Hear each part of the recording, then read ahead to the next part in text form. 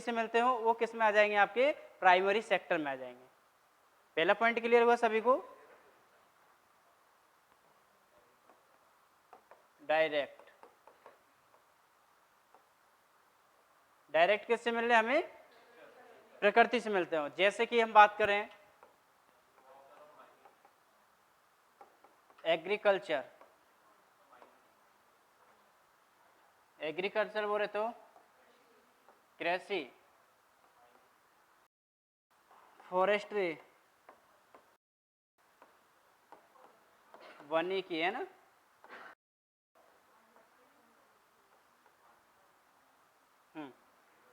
उसके बाद में हम बात करते हैं फिशिंग,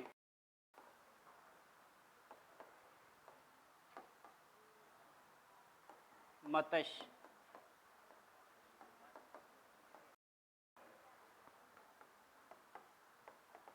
माइनिंग, खनिज, metal,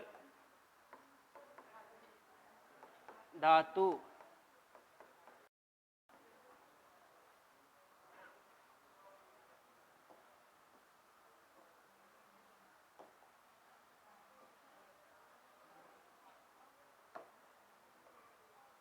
fuel,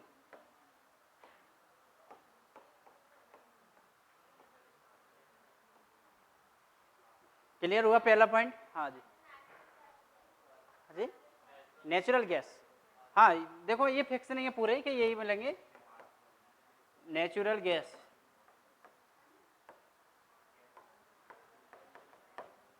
then etc. Okay, बस इसमें हमें ये याद रखना है, प्रत्यक्ष यानी कि डायरेक्ट रूप से हमें किससे मिलते हो?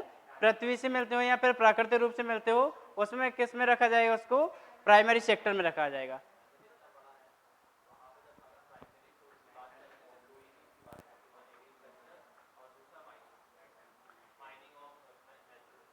जब प्रमुख रूप से बात करते हैं, मेजर रूप से बात कर सकते हैं, जैसे कि एग्रीकल्चर, इसके बारे में भी देखते हैं आप, है ना। लेकिन जो हमें ये भी एग्जांपल बता सकते हैं इसमें, बिल्कुल, यानी कि वही अपन इसी पे ज़्यादा डिपेंड है ना। बिल्कुल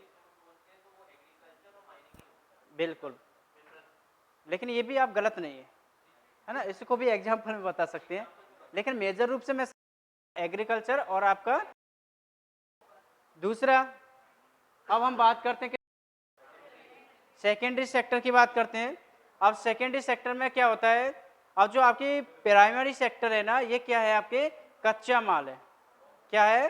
कच्चे माल का, जो कच्चे माल का उपयोग करके जो अंतिम वस्तु बनाई जाती है वो किस में आती है? आपकी सेकेंडरी में।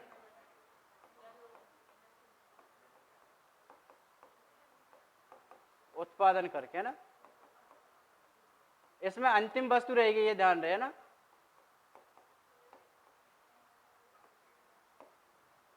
कैसे? एग्जांपल से समझते हैं हम।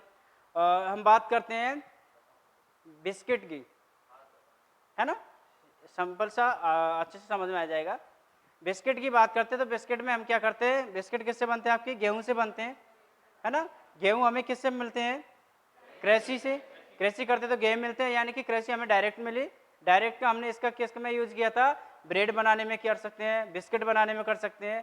तो ये इसको हम किस में रखेंगे? अब सेकेंडरी में। तो हमने सेकेंडरी में रखा था जो बिस्किट बना था, इसके बाद भी इसमें कोई और संशोधन करने की जरूरत है? नहीं है ना। अब ये क्या है? आपका अंतिम है। अंतिम उत्पादन क्या कहलाएगा? आपका सेकेंडरी सेक्टर। सेकंड पॉइंट समझ में आया सभी को?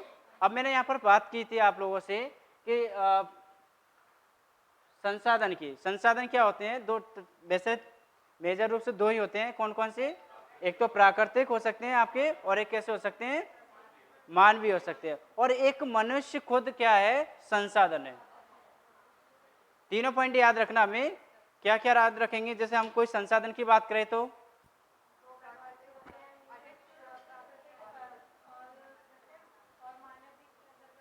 देखो, एक तो प्राकृतिक रूप से मिलते हैं वो, एक मानवीय द्वारा तैयार किए जाते हैं, तीसरा मानव खुद क्या है? एक सोर्सेज है, रिसोर्सेज है, संसाधन है। देन उसके बाद हम बात करते हैं तृतीय क्षेत्र की। टर्सरी सेक्टर इसमें क्या आ जाएगा, इसमें आता है आपका सेवा क्षेत्र। हाँ, सर्विस सेक्टर आता है, जैसे कि हम बात करते हैं एजुकेशन, शिक्षा, बैंकिंग,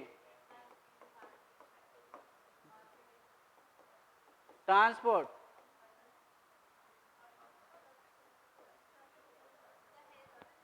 क्या हुआ?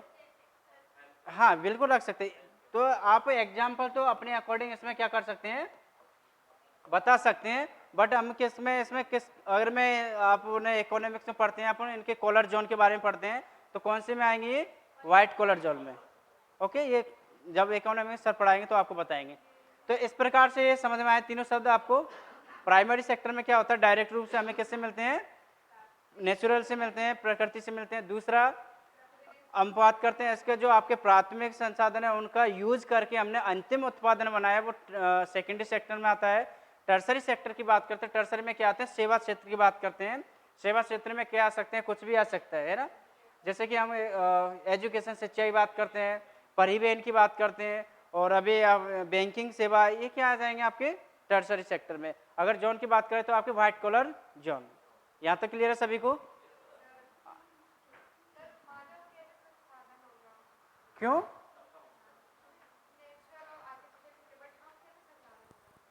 देखो आपने पढ़ते हैं ना, डिविडेंड के बारे में पढ़ते हैं आप, जनसंख्या लाभांश, जनसांख्यिकी लाभांश, डेमोग्राफी डिविडेंड। ये क्या होता है, जैसे कि भारत में सबसे ज्यादा डेमोग्राफी डिविडेंड है, क्यों? जनसांख्यिकी लाभांश। मनुष्य भी क्या है, एक संसाधन। कैसे? जैसे हम बात करते हैं जापान की, जापान में सबसे ज्यादा वृद्ध व्यक्ति है ना, वृद्ध व्यक्ति है, और एक अपने यहाँ क्या है, सबसे अधिक युवा व्यक्ति है। तो सबसे ज्यादा जो काम करने की शक्ति है वो किस में रहेगी, तो वो काम करने की शक्ति वही क्या कहलाती है, आपकी मानव संसाधन।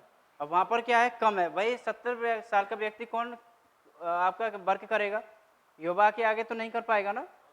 जैसे हम बात करते हैं ऑफिसर्सों की बात कर लेते हैं, हाँ ऐसा देखो उनका एक्सपीरियंस रहता है, बट कहीं ना कहीं हम बोल सकते हैं कि जो आपका युवा अवस्था में आप जो वर्क कर रहे हो, आपकी जो कार्य करने की क्षमता है वो आपकी वृद्ध अवस्था में नहीं होगी ना। इसलिए हम बोलते हैं कि भारत में सबसे ज्यादा डेमोग्राफिक डिविडेंड की जो बात करते हैं, जनसांख्यिकी लाभांश है ना।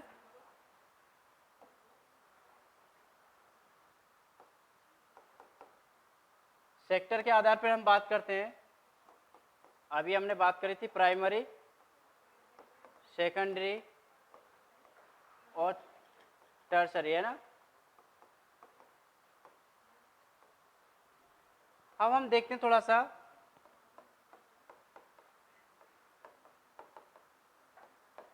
पॉपुलेशन की बात करते हैं, जनसंख्या की बात करते हैं। तो जनसंख्या आपकी प्राथमिक क्षेत्र पर देखा जाता है तो 50 से 60% क्या है, डिपेंड है। कृषि पे कितनी जनसंख्या डिपेंड है, 50 से 60% क्या है। जबकि सेकेंडरी की बात करें इसमें कितनी है आपकी, 20 से लेकर 25, इसका 15 से 20%, इतनी जनसंख्या क्या है इन पर डिपेंड है। प्राइमरी सेक्टर की बात करें 50 से 60% की बात कर रहे हैं यहाँ पर, सेकेंडरी पर कितना आपका 20 से 25%, और थर्ड की बात कर रहे हैं हम टर्सरी में, इसमें कितनी आपके 15 से 20%। अब समस्या ये है कि हम बात करते हैं जीडीपी की, किसकी बात करते हैं, जीडीपी की। जीडीपी से मतलब समझ रहे हैं ना सभी, ग्रोस डोमेस्टिक प्रोडक्ट, सकल घरेलू उत्पाद। अब सकल घरेलू उत्पाद में हम पढ़ते हैं कि किसी वस्तु का जहाँ पर उन्होंने उत्पादन हुआ है और उसका एक अंतिम मूल्य, वही क्या कहलाते हैं, उसका जीडीपी कहलाता है ना। अब हम बात करते हैं जीडीपी में कृषि का योगदान की बात करते हैं, वो कितना है यहाँ पर, 15 से 20%। ओके, 15 से 20% जीडीपी का, वो सॉरी कृषि का जीडीपी में क्या है, योगदान है। 20 से 25% जो हम बात करते हैं मैन्युफैक्चरिंग की है ना, उसकी बात करते हैं। तो यानी कि सेकेंडरी में बात करते हैं हम उद्योग वगैरह की, तो उनका योगदान कितना जीडीपी में, 20 से 25%। और जबकि हम बात करते हैं टर्सरी सेक्टर में, तो टर्सरी सेक्टर में जीडीपी का जो योगदान की बात कर रहे हैं वो कितना आपका, अब बताइए, यहाँ पर उल्टा गेम हो रहा है, पूरा उल्टा। कि भाई जहाँ पर व्यक्ति सबसे अधिक काम कर रहा है वहाँ पर जीडीपी में योगदान कितना है, न्यूनतम है। ओके, जहाँ पर जो व्यक्ति जिस सर्विस में काम कर रहा है उसका जीडीपी में योगदान कितना है, अधिक है। यही पढ़ रहे हैं ना हम, जिस प्रकार से हम बात कर रहे हैं यहाँ पर, जहाँ पर पॉपुलेशन की बात कर रहे हैं हम,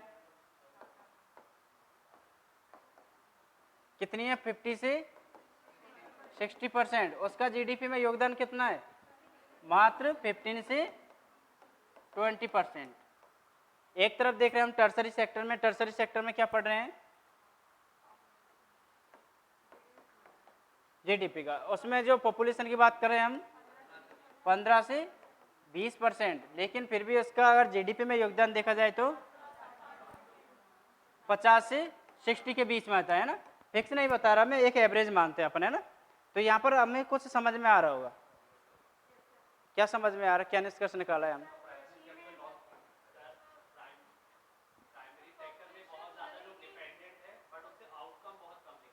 ओके,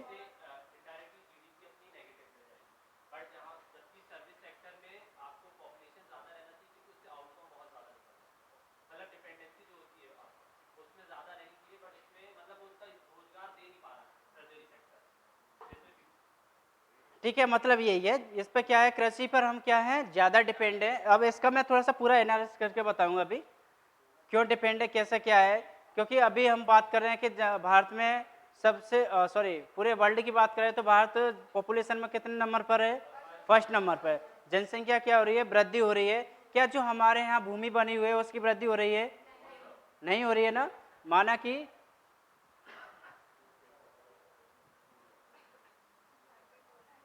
जनसंख्या की तो क्या हो रही है, वृद्धि हो रही है, लेकिन भूमि की क्या नहीं हो रही है, यहाँ पर वृद्धि नहीं हो रही। माना कि एक कोई फैमिली है,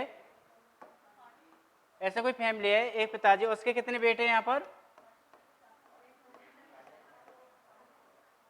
5 6 7 8 10 बेटे हैं ना। किसी के मन में चल रहा सर 11 कर देते इंडिया टीम हो जाती थोड़ी सी, है ना, लेकिन ऐसा नहीं हो सकता है, क्योंकि जो 11वां बच्चा होगा ना वो उससे छोटा कितना होगा, समझ पा रहे हैं ना। ठीक है, तो यहाँ पर हम बात कर रहे हैं कि एक फैमिली की बात करते हैं, उसके 10 बच्चे हैं, तो 10 बच्चे हैं, चलो ठीक है, उसके पास कितना बीघा जमीन है, 100 बीघा, तो आराम से 10 बीघा सबके हिस्से में आ जाएंगे, यहाँ तक मामला ठीक है। बट होगा क्या, ये अपने पिताजी को फॉलो करेंगे, क्या करेंगे, अपने पिताजी को फॉलो करेंगे। क्या फॉलो करेंगे, हमारे पिताजी के 10 है तो हम भी कम क्यों रहे, हम भी 10 करेंगे। तो वो भी क्या करेंगे, अपने बेटा बेटियां 10 होंगे तो इनके पास जो 10 बीघे जमीन थी वो कितनी रह जाएगी, एक। जहाँ एक व्यक्ति के पास कितनी थी, उसकी सेकंड पीढ़ी आने पर कितनी रहेगी, एक। अब ये कहीं ये नियम फॉलो नहीं करते अपने दादाजी का, पिताजी का, तो यानी कि भूमि क्या बढ़ती जा रही है, कम होती जा रही है। इस एग्जाम्पल से हम ये समझ रहे हैं भूमि नहीं बढ़ रही, यहाँ क्या बढ़ रही है, आपकी पॉपुलेशन। तभी बोल रहे हैं कि 50 से 60% हमारा पॉपुलेशन किस पर डिपेंड है, कृषि पर है। और पहले क्या था, ऐसा नहीं था। जब हम आज़ादी से पहले ही बात करते हैं, जो आज वर्तमान में हम पढ़ रहे हैं 140 करोड़ जनसंख्या की बात कर रहे हैं, इतनी नहीं थी। तो उस समय भूमि में हमारे पास क्या थी, पर्याप्त थी। तो स्टार्टिंग में देखोगे तो आप 49% आपका जीडीपी में क्या था, योगदान था। जो आज हम पढ़ रहे हैं 15 से लेकर 20%, अब उसका रेशियो निकालेंगे तो उस समय कितना था, 49%। अब बताइए क्यों था, इसके पीछे एक ही लॉजिक है, उस समय जनसंख्या कम थी और हमारे कृषि भूमि जो उपजाऊ की बात करें वो कैसी थी, अधिक थी। ओके, क्लियर है यहाँ तक।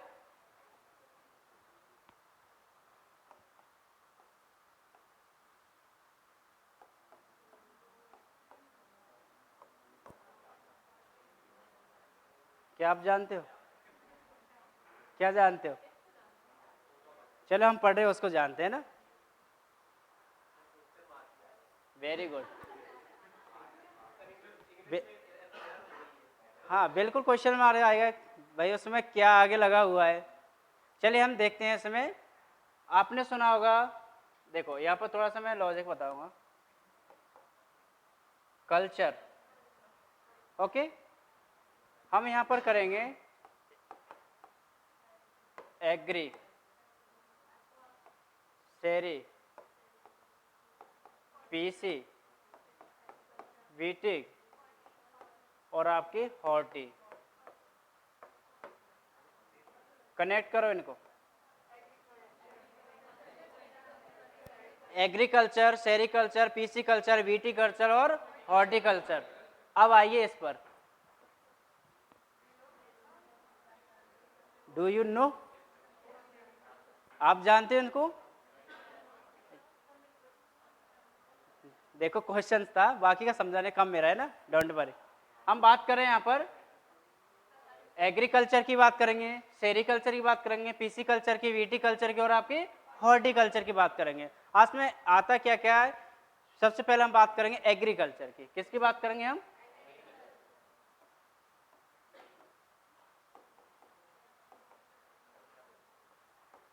एग्रीकल्चर बोले तो कृषि, खेती, है ना। तो कृषि कैसे कहते हैं सभी को आई थिंक पता होगा, इसका कितना महत्व है, कैसे क्या होता है सभी को, इसमें ज़्यादा मुझे बताने की कोई ज़रूरत नहीं पड़ेगी, क्योंकि सभी को पता है कि हम बात करते हैं भारत सबसे ज़्यादा किस में निवास करता है? गांव में निवास करता है। और गांव में देखा होगा आप लोगों ने कि सबसे ज़्यादा डिपेंड किस पर रहते हैं? कृषि पर रहते हैं। और सबसे ज़्यादा जो बेरोजगारी की बात करते हैं ना, मौसमी बेरोजगारी, वो इसीलिए होती है। क्यों? क्योंकि मौसम आता है तो वो कृषि में लग जाते हैं। दूसरी समस्या, एक फैमिली में अगर 5-7 सदस्य हैं ना, और उनके पास 1 एकड़ भूमि है, फिर भी उसमें 5-7 सदस्य ही लगे रहेंगे, जबकि वो 2 व्यक्ति को काम है। वो क्या है? 2 व्यक्ति को काम है, 1 एकड़ भूमि में कर सकते हैं, लेकिन वहां पर जितने भी कितने पर्सन है? सो रहे हो आप? हाँ सो रहे हो।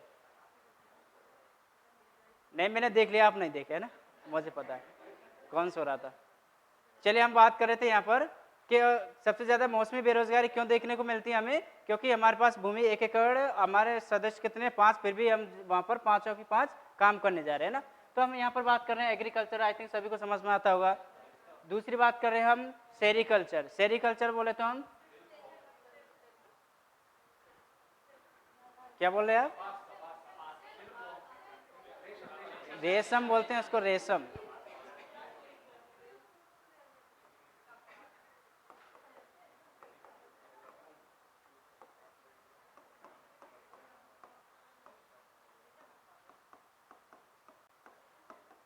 ये भी हमारे किस में आ जाएगा?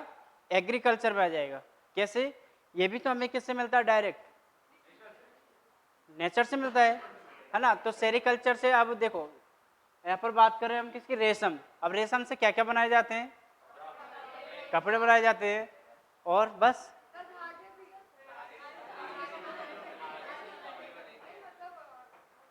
कोई बात नहीं, आई अंडरस्टैंड, है ना।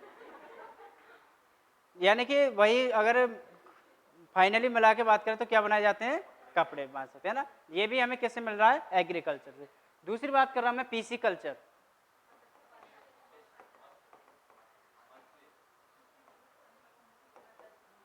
मत्स्य उत्पादन। देखो अब इस ये भी किस में आता है? एग्रीकल्चर में आता है। मत्स्य उत्पादन कैसे आता है? एक तो नेचुरल रूप से हमने देखा होगा तालाब वगैरह में या फिर नदियों में, है ना। श्योपुर तो हमारा किसके पास में है? चंबल के पास में ही है, चंबल रिवर के पास में, है ना। और चंबल रिवर किसके लिए फेमस है? घड़ियाल के लिए, है ना। सोन नदी और आपकी चंबल रिवर, हाँ घड़ियाल, वही घड़ियाल है जो उसमें सबसे ज्यादा क्या पाए जाते हैं आपके? घड़ियाल से मतलब समझ रहे हैं ना, मगरमच्छ जैसे नहीं, वही। तो यानी कि सबसे, अगर घड़ियाल की बात कर रहे हैं तो सॉरी हम कहाँ पहुँच गए? मत्स्य पालन की बात करें, मत्स्य उत्पादन की, इसका भी हमारे क्या है? एग्रीकल्चर में क्या है? योगदान है ना। जैसे कि एक तो नेचुरल रूप से हम बात कर रहे थे, एक आप बात कर रहे हैं मानवीय रूप से। तो मानवीय रूप से कई सारे आपने देखा होगा, इसके लिए कई सारी योजना भी चलाई जा रही है। अब इससे भी क्या मिलता है? हमें रोजगार मिलता है। मिलता है कैसे मिलता है रोजगार?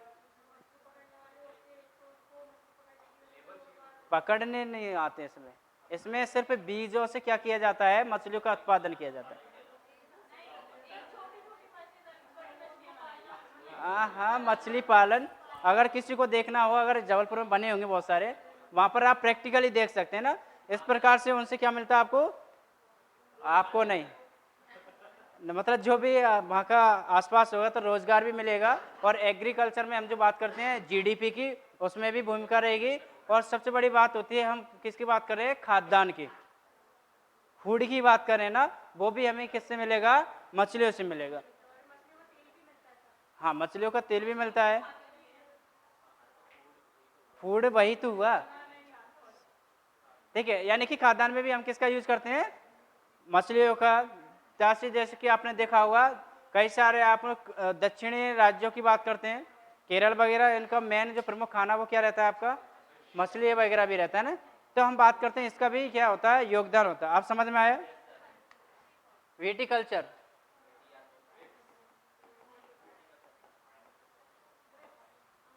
इसको बोलते हैं द्राक्ष उत्पादन। ये हिंदी वर्ड है, हिंदी वर्ड पे ज्यादा ध्यान ना दे, आप इंग्लिश पे ही ज्यादा रहे, है ना। विटिकल्चर बोल सकते हैं। अब विटिकल्चर में क्या आता है, इसमें आता है आपके खट्टे,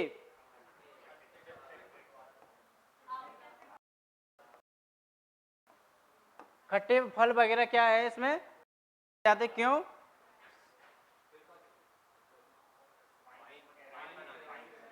समझ गए ना।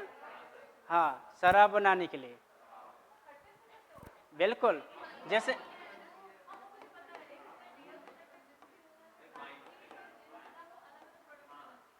जैसे हम बात करें अंगूर की, वर्टिकल्चर में क्या जाएगा, आपकी बातें नहीं आपस में, क्या हुआ, शराब नहीं बनती खट्टे से, एल्कोहल की बात करते हैं।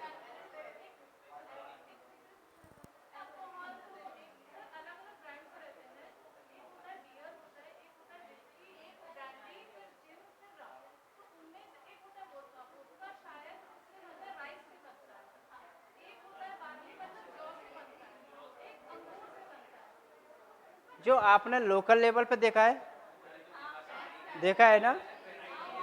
और फिर भी एक मिनट, हम पूरी, अरे आपस में नहीं, हम ये नहीं बोल सकते पूरी तरीके से कि उसी से ही बना दिए जाते, अलग अलग वेराइटी के जो आपने नाम बताया शायद मुझे याद नहीं हो।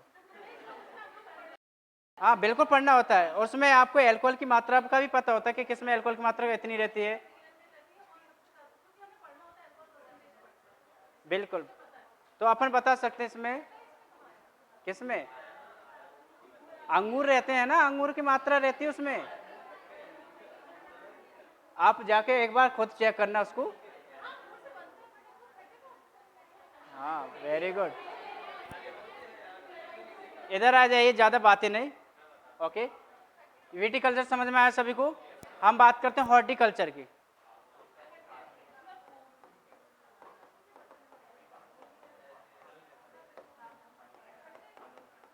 प्रियंका बात ही नहीं आपस में, अगर डाउट हो रहा है तो घर पे जाके चेक कर लीजिए एक बार। खट्टा, अच्छा ये समझ में नहीं आ रहा है क्या, ज- जैसे कि हम बात करते हैं नींबू संतरा भी है ना खट्टा,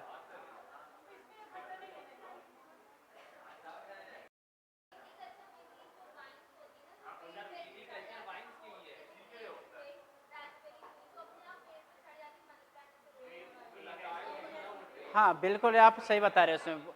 देखो मेजर रूप से देखा जाए तो वो किसके लिए प्रयोग होती है आपकी, वाइन से बोलने के लिए, वही शराब की बात कर रहे हैं, इस पर ज़्यादा ध्यान नहीं देना है।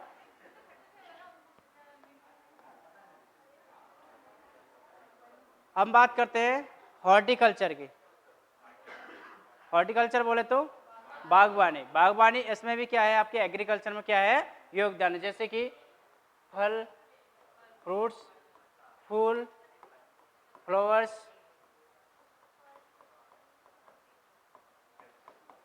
ये सभी किस में आ जाएंगे आपके, हॉर्टिकल्चर में आ जाएंगे ना। ये क्लियर है सभी को। मसाले कैसे आ जाएंगे, बागवानी में, बागवान में कुछ मसाले आ जाएंगे ना, सभी को नहीं बोल सकते, कुछ मसाले रहते हैं, बिल्कुल बता सकते। हाँ जी, तो वो आ जाएंगे ना, वही तो बोल रहे हैं। हाँ बिल्कुल,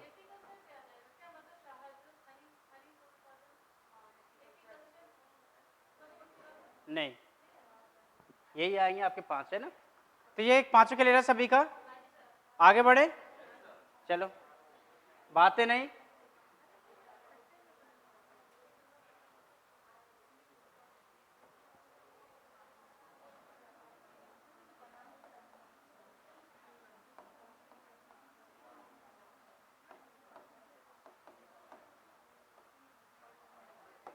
कृषि क्या है? आपकी एक सिस्टम है। क्या है? सिस्टम। किस प्रकार से सिस्टम है? ये हम बात करते हैं दो प्रकार से। एक तो इनपुट,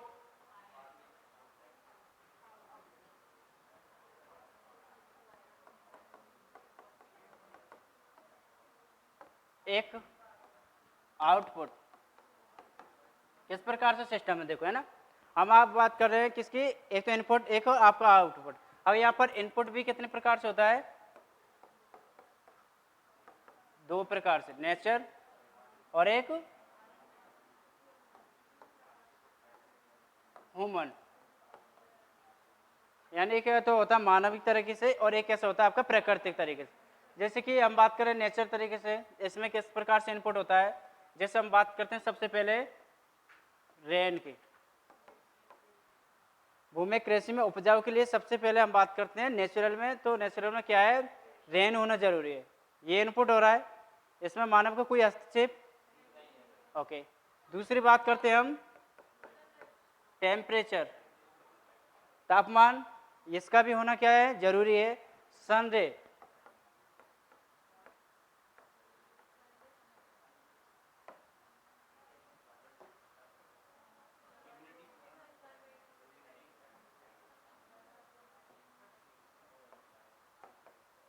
सॉइल, इनका होना जरूरी है। सॉइल डिपेंड करता है वहाँ पर कृषि के लिए कि वहाँ पर किस प्रकार से कृषि होगी, डिपेंड किस पर करता है? ये सभी फैक्टर पढ़ रहे अपन, है ना। स्लोप,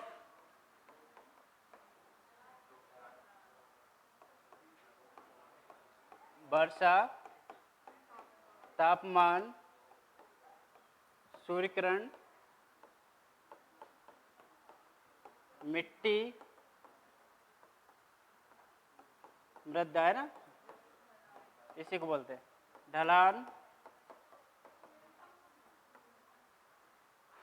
ह्यूमिडिटी,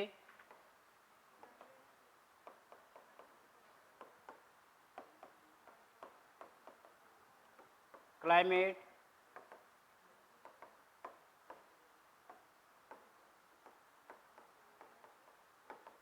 ये क्या है? आपके नेचर से मिलते हैं ना, यानी कि हमें डायरेक्ट मिलते हैं। ये नहीं होंगे तो कृषि पे क्या पड़ेगा? इफेक्ट पड़ेगा। तो इनका होना क्या है? आवश्यक है ना। कौन कौन से फैक्टर हम बता रहे थे इसमें? वर्षा का होना, वर्षा पर डिपेंड करता है। आपने देखा होगा जहाँ पर सूखा पड़ जाता है वहाँ पर बारिश नहीं होती। पश्चिमी राजस्थान की बात कर लो आप, कृषि नहीं होती। दूसरा, हम टेम्परेचर नहीं रहेगा तो हम बात करते जैसे गेहूं वाली फसल बात करते हैं, उसके लिए थोड़ा थोड़ा टेम्परेचर चाहिए। कई सारी ऐसी फसल से टेम्परेचर, कई सारी ऐसी फसल होती है टेम्परेचर चाहिए और कई सारी ऐसी फसल होती है जो टेम्परेचर नहीं चाहिए ना। दूसरी सनराइज की बात कर रहे हैं हम, सूर्य किरण, मिट्टी सबसे ज़्यादा इफेक्ट उसमें इम्पोर्टेंट पार्ट में आ जाएगी। जहाँ की मिट्टी कैसी होती है हम पढ़ते हैं ना, एक तो फर्टाइल, फर्टाइल में यानी कि उपजाऊ पर डिपेंड करते हैं। टू टाइप से हमने पढ़ा था, खादर और बांगर। तो खादर टाइप की होगी तो वहाँ पर क्या होगी? अच्छे से उपजाऊ होगी। एक अगर वहाँ बांगर बनेगी वो भूमि तो वहाँ की जो फर्टाइल की बात करते हैं उपजाऊ भूमि की, वो कैसी होगी? कम हो जाएगा ना। ह्यूमिडिटी आर्द्रता पर और क्लाइमेट। अब मुझे कौन बताएगा क्लाइमेट और मौसम में क्या डिफरेंट है?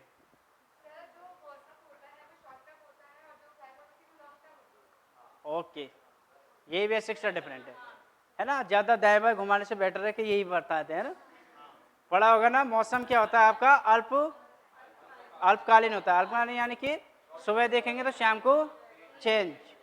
अगर हम बात करें क्लाइमेट की, क्लाइमेट क्या होता है आपका? दीर्घकालीन होता है ना। दीर्घकालिक से मतलब लंबे समय तक, लगभग इसका 30 से 35%, सॉरी 30 से 35% नहीं, सॉरी ईयर, 30 से आपका 35 वर्ष में क्या होता है वहाँ का क्लाइमेट चेंज होता है। बिल्कुल, यानी कि थोड़ा सा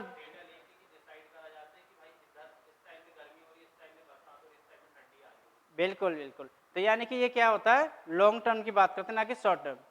गाना सुना होगा आप लोगों ने, क्या बना हुआ है? मौसम की तरह तुम भी, मैं नहीं बोल रहा कुछ भी, है ना। तो वो कभी ऐसा बना है कि जलवायु की तरह तुम भी? हाँ, तो आप अगली बार स्नेहा बनाएंगे ना। चलिए, यहाँ तो सभी को समझ में आया ये क्या नहीं कि हम क्या करते हैं। इस प्रकार से ये हमारे लिए जरूरी है कृषि के लिए। ह्यूमन की बात करते हैं। सबसे पहले हम बात करते हैं मशीनरी, मशीन। देखो पहले क्या होता था और अब क्या होता है, पहले और अब में कितना अंतर है, बहुत अंतर है। कैसे? जब से मशीनीकरण आया हुआ है, जैसे कि बात करते हैं, माना कि किसी ने सरसों की फसल उगाई थी, है ना।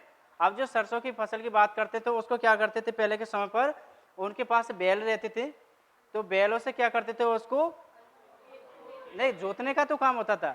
जब मशीन की बात कर रहा हूँ मैं, जोतने का भी है, ट्रैक्टर वगैरह जोतने का, जो हम बात करते हैं अभी थ्रेसर की, है ना। तो पहले क्या करता था, बैलों को उन पर जैसे बचाकर उन पर घुमाया जाता था, इस प्रकार से उसको सरसों को निकाला जाता था। कुल उसमें तेल निकाला जाता है। लेकिन जैसे कि ये सरसों का पेड़ है, इसको काट के हम क्या करेंगे, जैसे बचाकर उसमें से सरसों निकालने का काम करेंगे ना, वो पहले बैलों को घुमाकर उसमें क्या है, सरसों निकाली जाती थी। अभी क्या हुआ, बहुत सारा सुधार हुआ, बहुत सारी चीज़ें चेंज हुई है। चलो ठीक है, ये पॉसिबल है। लेकिन जब गेहूं की फसल पढ़ते हैं ना, कई सारी ऐसी फसल पढ़ते हैं हम, तो पहली बात समझ रहे हैं अपन, मशीनरी। फिर क्या करता है वो, उस भूमि में बीज डालता है, बीज के बाद में कई सारे रासायनिक पदार्थों का यूज करता है। अभी तो हम क्या पढ़ रहे हैं, इनपुट पढ़ रहे हैं, ये तो नेचुरल हो गया। अब वुमन की बात कर रहे हैं, मशीनरी, बीज, रसायन पदार्थ। जैसे हम बात करते हैं कि उस भूमि में नाइट्रोजन की कमी है, पोटास की कमी है, पोटेशियम की कमी है ना। तो इस प्रकार से हम क्या करते हैं, खादों का यूज करते हैं। डीएपी का नाम सुना होगा सभी ने, जैविक खाद का नाम सुना हुआ है ना। ये सब किस में आ जाएंगे, हमें केमिकल में आ जाएंगे ना, रसायन में। उसके बाद में क्या करते हैं, उसकी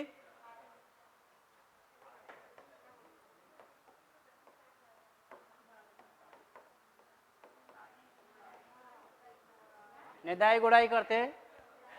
जो अभी का सीजन चल रहा है आपका, निदाई गुड़ाई से मतलब समझ रहे हैं ना। अभी माना कि तिलहन, बाजरा, मक्का, ज्वार, जो भी अभी उगाई होगी ना फसलें, अब की उसी फसल की निदाई गुड़ाई चल रही है ना। देखो, सफाई बोलते हैं एक तरीके से, मैं समझा देता हूँ।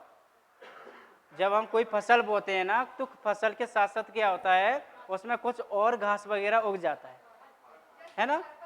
खरपतवार बोल सकते हैं, यानी कि वो उग जाता है। तो एक्चुअल में क्या होता है, जब वो खरपतवार, वो जो हमने फसल बोई है ना, उससे ज़्यादा हैवी हो जाता है, तो वो फसल को मात्रा को कम कर देता है।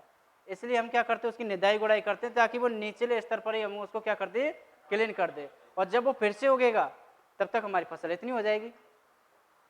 स्टार्टिंग में दोनों साथ में उगे, हमने फसल को छोड़ा और निदाई गुड़ाई किसी की, हमने खरपतवार नष्ट कर दिया, जड़ से तो नहीं किया, लेकिन हमने ऊपर से काट के कर दिया। अब क्या करेंगे, फिर से वो उग जाएगा, पानी पड़ेगा, फिर से उगेगा, लेकिन जो फसल इतनी थी वो कितनी हो जाएगी अब, यानी कि अब जो खरपतवार पर फसल हैवी हो जाएगी। पहले दोनों क्या थे, इक्वल थे। ये पॉइंट आया समझ में। अभी तक तो हमने क्या किया, इन पर इनपुट किया था। अब हम बात करेंगे आउटपुट। आउटपुट में क्या हो जाएगा,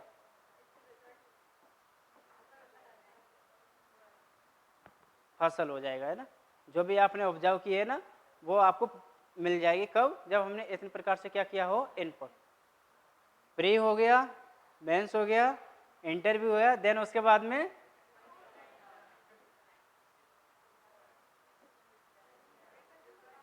रिजल्ट।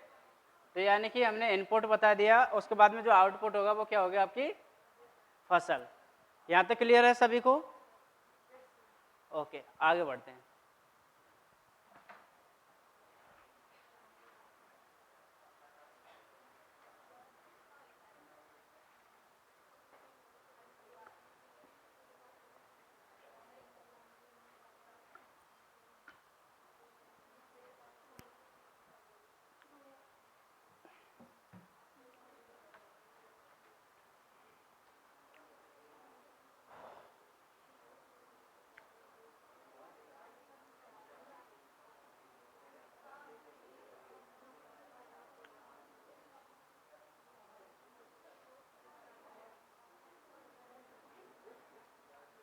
बातें नहीं भाई,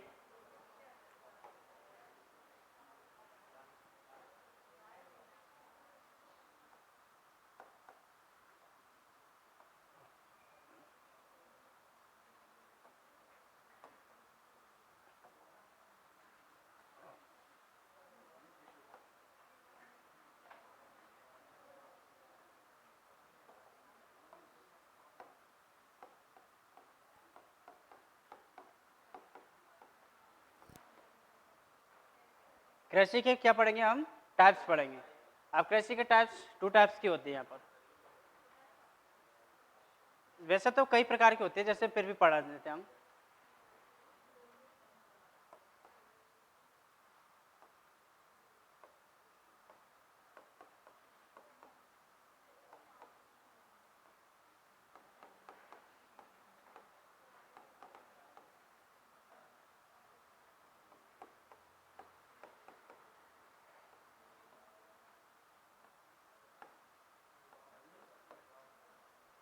पहला पॉइंट आया समझ में, क्या कह रहा है, निर्वाह कृषि।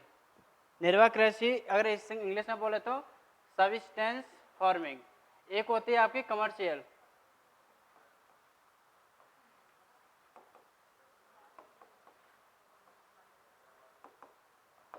जिसे हम बोलते हैं व्यापारिक या फिर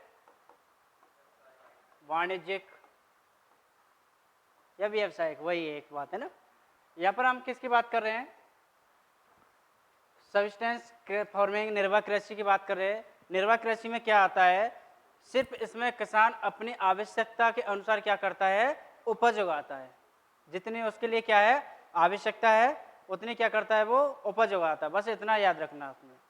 जबकि हम बात करते हैं किसकी, व्यापारिक की, वाणिज्यिक की या फिर कमर्शियल की, है ना। तो इसमें क्या किया जाता है, जो फसल उगाई जाती है ना वो किसके उद्देश्य से उगाई जाती है, यहाँ पर व्यापार के उद्देश्य से। तो उसको बाद में समझेंगे, पहले इसको समझ लेते हैं।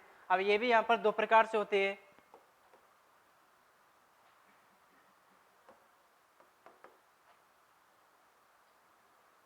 इंसेटिव और एक होती है इसमें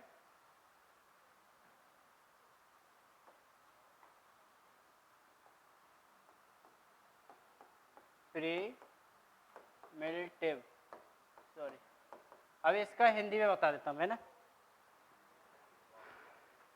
देखो हिंदी में अच्छा सा वर्ड है, एक हो रहा है गहन, बिल्कुल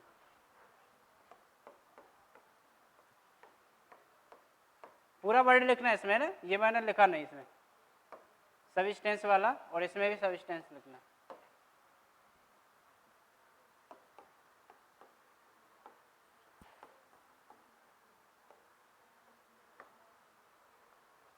और इसमें आ जाएगा आपका कौन सा, आदिम, बिल्कुल आदिम निर्वाह कृषि, है ना। पहला पॉइंट आप समझना, कृषि के टाइप्स पढ़ रहे हैं हम। कृषि के टाइप्स में मैंने बताया था इसमें कितने प्रकार की होती है, 2। एक तो निर्वाह कृषि और एक कौन सी होती है, कमर्शियल, जिसे व्यापारिक या वाणिज्यिक कृषि कहते हैं ना। तो निर्वाह कृषि में हम क्या पढ़ा था हमने, कि ये सिर्फ किसके लिए की जाती है, आपकी आवश्यकता को पूर्ति करने के लिए, है ना। दूसरी हम बात करते हैं किसमें, सॉरी आवश्यकता को, इसको भी मैंने कितने पार्ट्स में बांट दिया यहाँ पर, 2 पार्ट्स में। जैसे कि गहन निर्वाह कृषि। अब गहन निर्वाह कृषि में क्या आ जाएगा, इसमें लघु औजार, किसकी बात करें, इसमें छोटे औजार, और सिर्फ एक भूमि के टुकड़े पर क्या की जाती है, कृषि की जाती है। लघु औजार से मतलब समझ रहे हैं ना, छोटे छोटे औजार, छोटे छोटे जो हम यूज कर रहे हैं ना, हम निदाई गुड़ाई की बात कर रहे हैं, और जिस प्रकार से जो आपके फावड़े वगैरह रहते हैं, है ना, इस प्रकार से छोटे छोटे क्या बने हुए हैं, आपके औजार बने हो।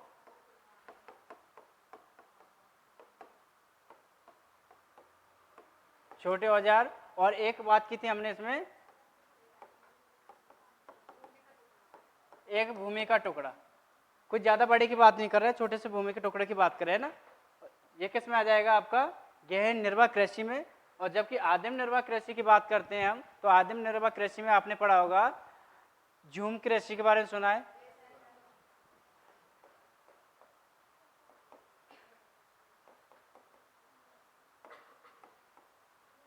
झूमिंग फार्मिंग की जो बात करते हैं, झूम कृषि की बात करते हैं, वो किस में आ जाएगी, आपकी आदिम निर्वाह कृषि में आ जाएगी। अब इसमें कैसे आ जाएगी, यानी कि आदिम, पहले तो मैं ये समझा देता हूँ कि झूम कृषि क्या होती है ना। आई थिंक सभी को पता होगा, पहले पढ़ रखा है सभी ने। झूम कृषि का मतलब यहाँ पर सीधा सा ये होता है कि जब व्यक्ति कहीं किसी जंगल को साफ करके उसमें या फिर आग लगा के उस कृषि सॉरी उस भूमि को कृषि योग्य बनाता है, उसे क्या बोलते हैं, झूम कृषि। अब फिर उसमें क्या होता है कि जहाँ पर उसने फसल उगाई थी ना, उस भूमि को फिर से वो क्या नहीं करेगा, यूज नहीं करेगा दूसरी जगह पर। झूम कृषि यही है ना। तो यानी कि उसको फिर दूसरी जगह पर पेड़ों को काटेगा, फिर से उसको उपजाऊ भूमि बनाएगा, फिर उसमें कृषि करेगा, देन उसके बाद में फिर अगली जगह करेगा। तो इस प्रकार से यानी कि एक बार उसने यूज करके उसको पुनः यूज ना करते हुए, तो उसको क्या बोलते हैं हम, झूम कृषि। जैसे कि अपने यहाँ इंडिया में क्या कहा जाता है इसको, झूमिंग, या बोला तो झूम कृषि कहा जाता है ना।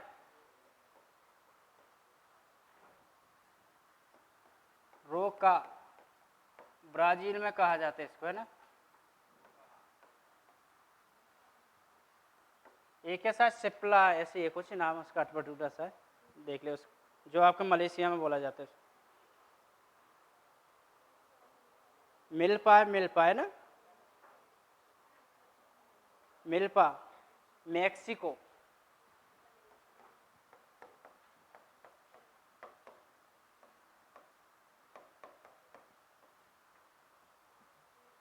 ये अलग अलग, मतलब ब्राजील में रोका बोल रहे किसको, झूमिंग कृषि को, है ना। जबकि इंडिया में क्या बोल रहे हैं इसको, झूम कृषि। मैक्सिको में क्या बोल रहे हैं इसी को, मिल्पा, है ना। पीछे दिख रहा है ना सभी को, ठीक है। इस प्रकार से हमने क्या पढ़ा था,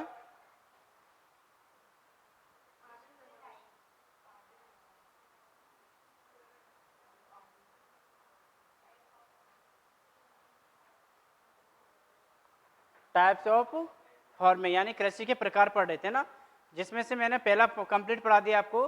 दूसरे की बात करते हैं, व्यापारिक या वाणिज्यिक पवने, सॉरी कृषि, वाणिज्यिक पवने याद आ रहा मुझे, कौन सा, ऑर्गेनिक, जैसे कि नहीं इसी में आ गया अभी, है ना। अभी तो दो बताए मैंने, दो के अलावा मैं चार और बताऊंगा, पांच और बताएं, टोटल 7 पढ़ेंगे इसके टाइप्स अभी। इसमें पढ़ेंगे जैविक कृषि की बात कर रहे हैं ना, इसी में आएगा, है ना। अभी तो सिर्फ मैंने ये बताया पहला, पहले में ये इतने प्रकार के, दूसरा आप कौन सा पढ़ रहे हैं, वाणिज्यिक या व्यापारिक। इस प्रकार की कृषि में जैसे कि हम बात कर रहे हैं, इसका उद्देश्य क्या रहता है, जो इन फसलों को उगाया जाता है किनको, जिनको व्यापार के उद्देश्य से। जैसे कि इसमें किस प्रकार की कृषि की जाती है, हम पहला पॉइंट लिखते हैं,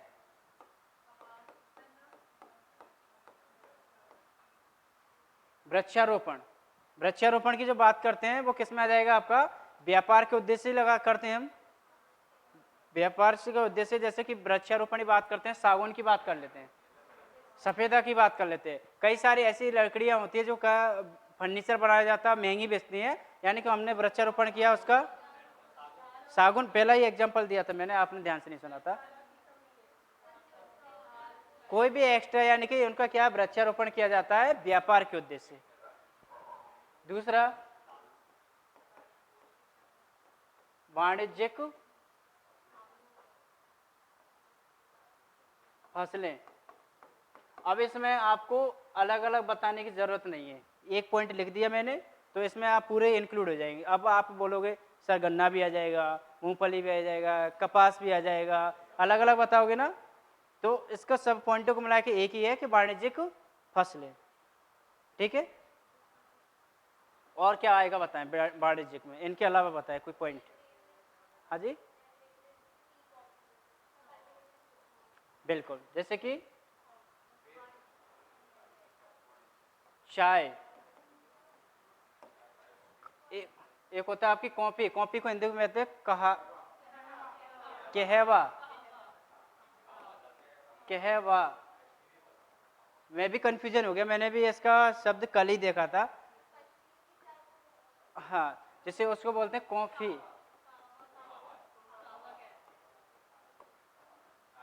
चाय, एक रबड़, ये किस में आ जाएंगे, फ्रूट, फ्रूट किस में आएंगे, तो क्रूड ऑयल, क्रूड ऑयल कैसे,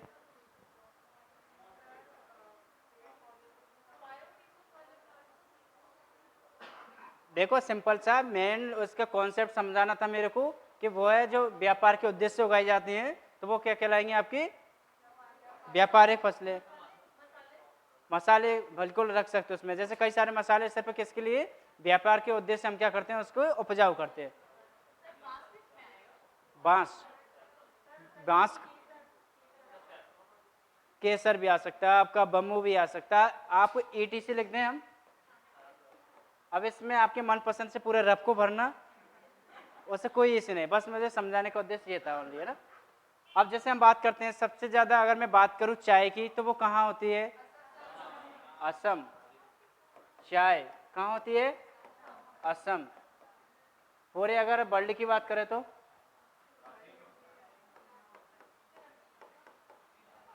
श्रीलंका। कॉफी कहाँ होती है, पूरे भारत की बात करें तो कर्नाटक। चलो पूरे वर्ल्ड की बात करें तो गुड, कहाँ होती है, ब्राजील। इसके देन हम बात करते हैं रबड़, सबसे ज्यादा, देख के बताना, सही से गलत मत बताना, है ना, चेक कर लेना, वर्ल्ड की बता रहा हूं मैं, वर्ल्ड। चाइना नहीं है, चाइना नहीं है ना। सबसे अधिक की बात करें तो सबसे अधिक आपका श्रीलंका, ओके। रबर की बात करें तो मलेशिया, चाय की हो गया, और आपका कॉफी की बात करें तो ब्राजील। इस प्रकार से कुछ फैक्टर इसमें आप याद रख सकते। साउथ में, है ना, और साउथ में किस स्टेट में ज़्यादा है वो आप चेक कर लीजिए एक बार, है ना। तो ये 2 टाइप से हो गए।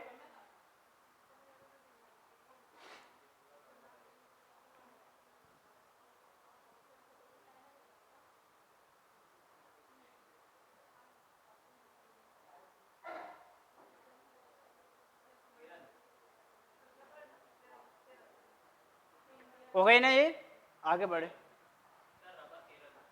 केरल देख लिया ना, और भी आप लोग चेक कर लेना।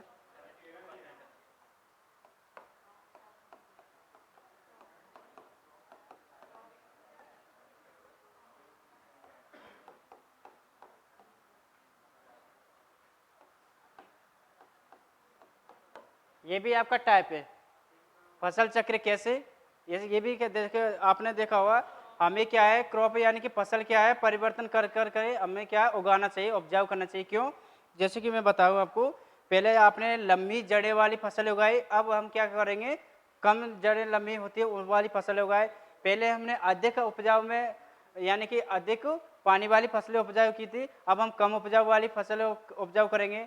और पहले हमने क्या अधिक खाद वाली फसलें उपजाऊ की थी, अब हम कम खाद वाली फसलें उपजाऊ करेंगे। इसको बोलते हैं हम फसल का चक्रीकरण। हमने क्या किया, परिवर्तन किया। क्या परिवर्तन किया, पहले हम ज़्यादा पानी वाली फसलें कर रहे हैं, तो अब बार कैसे करेंगे हम, कम पानी चाहिए वो वाली फसल करेंगे, चेंज हुआ। पहले हमने ज़्यादा, जिसको रसायन की ज़रूरत होती है, खाद की ज़रूरत होती है पहले वो की, तो हम कैसे करेंगे, अब कम खाद वाली करेंगे। जो फसल की जड़ें लंबी होती हैं वो वाली पहले कर ली, तो हम कैसे करेंगे अब छोटी जड़ वाले। यानी कि इस प्रकार से हम परिवर्तन करते रहेंगे, तो वो उससे बोलेंगे फसल चक्र या बोले क्रॉप रोटेशन। फोर्थ में आपका कॉन्ट्रैक्ट फार्मिंग,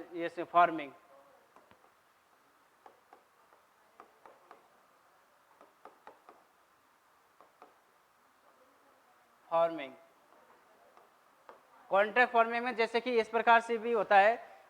कृषि बिल के बारे में सुना हुआ सभी ने, कृषि बिल 3 बिल आए थे ना उसमें, इसमें भी एक पॉइंट था, वो क्या था आपका, कॉन्ट्रैक्ट वाला। कॉन्ट्रैक्ट में क्या होता है, इसमें अनुसार में कैसे कृषि की जाती है वो थोड़ा सा समझा देता हूँ।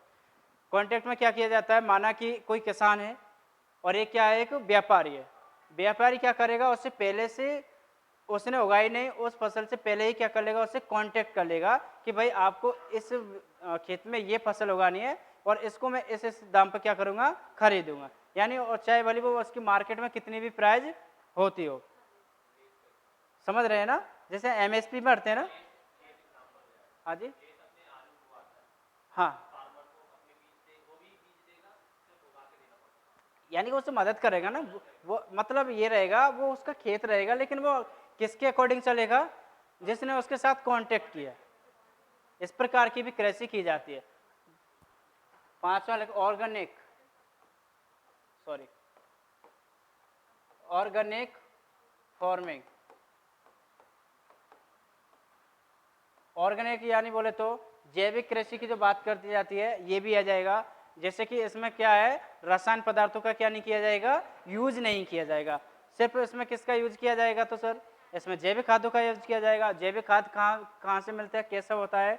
जैसे आपने देखा होगा पशुओं का गोबर रहता है, वो क्या रहता है, जैविक खाद रहता है ना। वर्मी कंपोस्ट द्वारा भी आप क्या बना सकते हैं, जैविक खाद बना सकते हैं। इस प्रकार से खादों का यूज करके आपने जो कृषि की है ना, उसे क्या बोलेंगे हम, जैविक कृषि बोलेंगे। क्लियर है ये पॉइंट?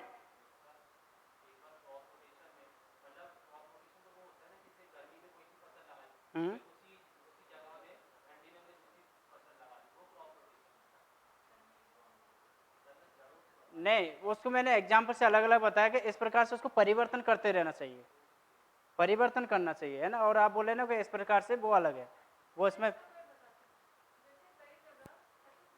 हाँ बिल्कुल।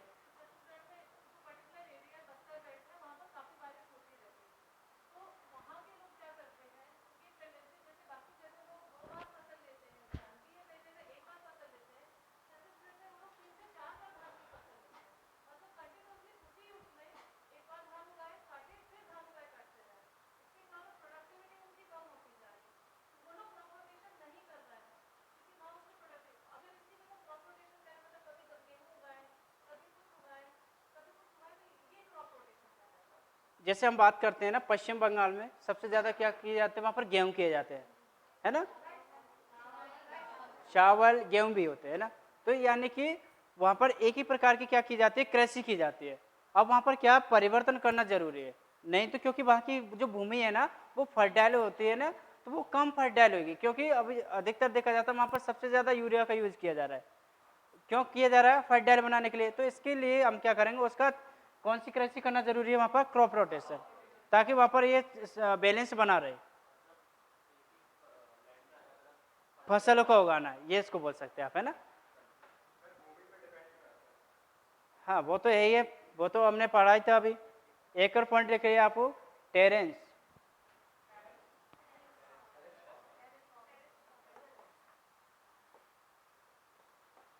हाँ इसमें क्या आ जाएगा आपका,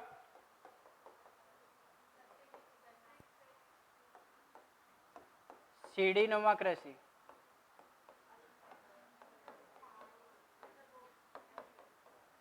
सीढ़ी नुमा मैंने उस दिन डायग्राम से बताई थी आपको। क्यों, क्योंकि जो पर्वतों की बात की जाती है, पर्वतों पर पानी रुकता नहीं है ना। अब रुकता नहीं तो हमें वहाँ की क्रॉपिंग करना जरूरी है, क्योंकि वहाँ पर मनुष्य रहेगा, व्यक्ति रहेगा कुछ खाने पीने के लिए, तो वो क्या करेगा, सीढ़ी नुमा कृषि करेगा। तो इस प्रकार से हमने क्या पढ़े थे, उसके टाइप पढ़े थे, है ना। यहाँ तक क्लियर है सभी को?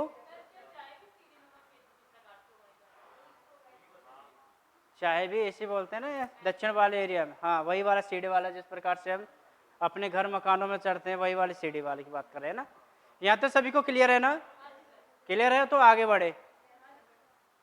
हम बात करते हैं भारत में जो कृषि की बात करते हैं, इसको 15 पार्ट्स में क्या किया गया, जैविक आधार पर डिवाइड किया हुआ है। जलवायु के आधार पर भारत की कृषि को 15 पार्ट्सों में डिवाइड किया हुआ है।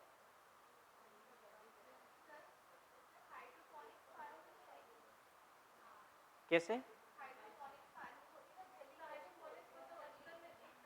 जलीय कृषि बता सकते हो, जैसे सिंगाड़े वगैरह की कृषि कर रहे हो। हाँ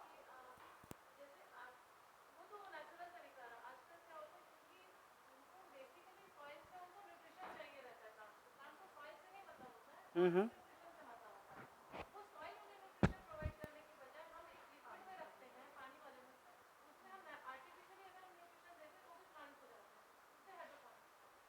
इसी बोल रहे हैं क्या? देखो मेजर रूप से तो मैंने ये बताया, बाकी का और भी आप पॉइंट्स लिख सकते हो। समझ पा रहे हैं ना? देखो कभी भी हम पढ़ते हैं, जैसे हम पढ़ा था कि जलवायु प्रदूषण को रोकने के उपाय बताइए, इसमें सुझाव दीजिए, इसका लाभ बताइए, इसका हानि बताइए, इसका प्रकार बताइए। तो ये कोई फिक्स नहीं होता है, लेकिन हमें क्या होता है, मेजर रूप से लिखते हैं तो ज़्यादा उसको वो एग्जामिनर क्या करता है, चेक करता है, तो उसका फोकस बढ़ा देता है। और जैसे कि हम दाएं बाएं का लिखते हैं ना, वो सामने वाले को समझ में ना आए। हाँ हो सकता है आप एक्स्ट्रा भी लिख सकते हो, जैसे आपने बताया इसको लिखो तो उससे ज़्यादा इफेक्ट पड़ेगा। ठीक है, तो यानी कि मेजर रूप से तो जो सब लिख रहे हैं ना वो तो हमें लिखना ही है ना। तो चलो आगे बढ़ते हैं। हमने जलवायु के आधार पर इसको कितने पार्ट्स में डिवाइड किया? 15 पार्ट्स में, 15 में।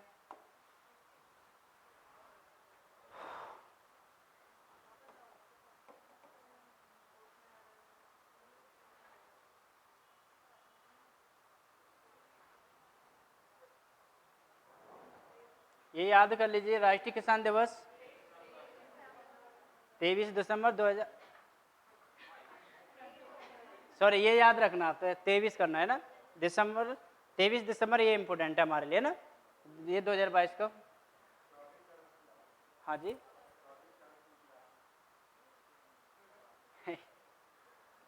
चलिए, मैं बात कर रहा था फार्मिंग सिस्टम की। फार्मिंग सिस्टम एक बार डायग्राम से देख लीजिए, बाकी का मैंने सभी चीज़ें आपको क्लियर करा दी। इसमें क्या कर रहे हैं, देखो यहाँ पर निवेश करते हैं वो किस प्रकार से इनपुट कर रहे हैं हम मानवीय तरीके से। तो इनपुट यहाँ पर मशीनरी, बीज, रसायन, जुताई, बुआई, छिड़काव, और देन उसके बाद में क्या हो रहा है, आपके फसल प्राप्त हो रही है। इसी प्रकार से हम बात करें भौतिक निवेश। भौतिक निवेश में जैसे सूर्य प्रकाश, वर्षा, मृदा, ढाल, तापमान, ये किस में आ जाएंगे, आपके नेचुरल रिसोर्स के बारे में आ जाएंगे ना। अब ये पढ़ना थोड़ा सा, भारत की कृषि जलवायु क्षेत्र, यानी कि इसको कितने पार्ट्स में हमने बांटा है?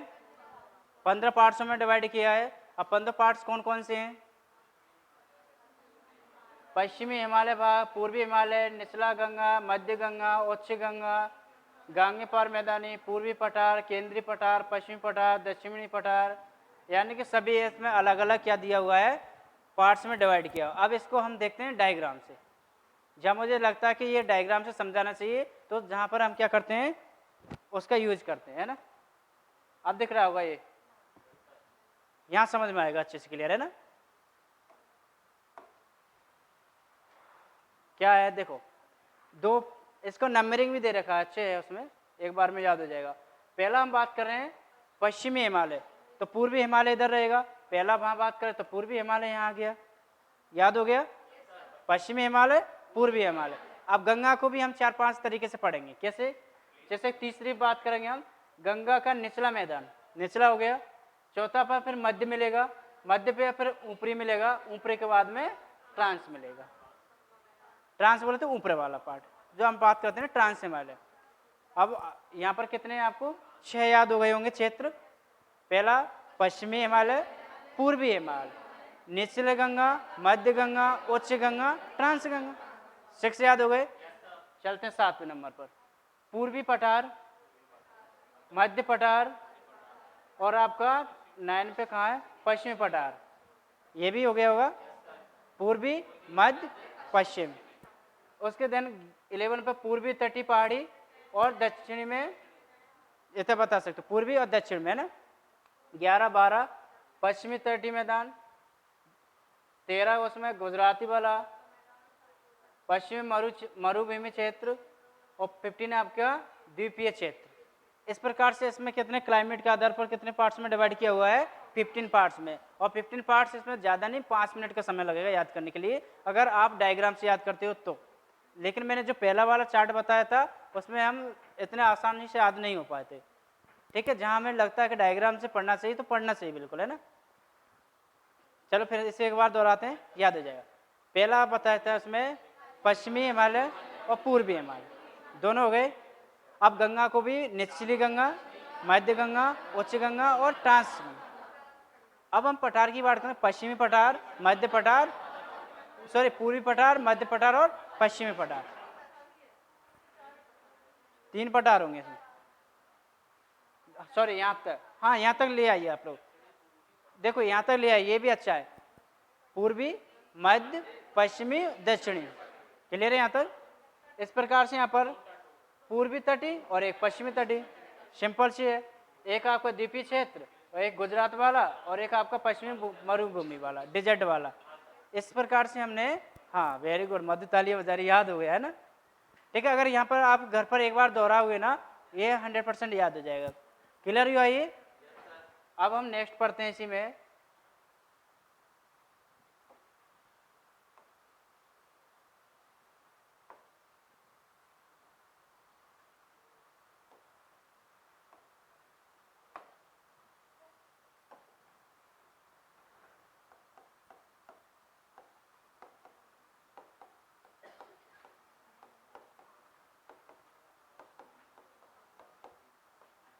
ऋतुओं के आधार पर भी हमारी कृषि को कितने पार्ट्स में डिवाइड किया है? 3 प्रकार में। कौन कौन से? खरीफ की फसल,